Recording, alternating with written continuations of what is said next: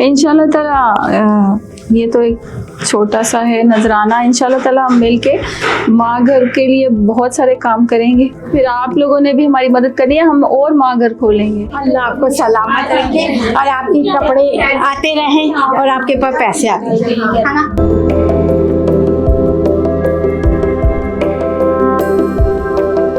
क्या नाम है बच्ची? मेरा नाम सिद्रा जी। आज हम माँ घर पर मौजूद हैं और सबके चेहरों पे खुशी है, आप लोग देख सकते हैं।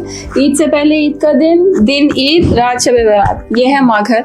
जैनब बताएगी। जैनब ने कहा है कि अब कपड़े तो मिल गए, अब जूते भी लेने, है ना। हाँ और जी। जूते कैसे लेने हैं जैनब? खुद जाके पहन के लेने, पाँव में डाल के पता चलता है ना जूते कैसे। ठीक है, हमें विंटर के खास जूतों की भी जरूरत है, कपड़ों की भी और स्वेटर्स भी।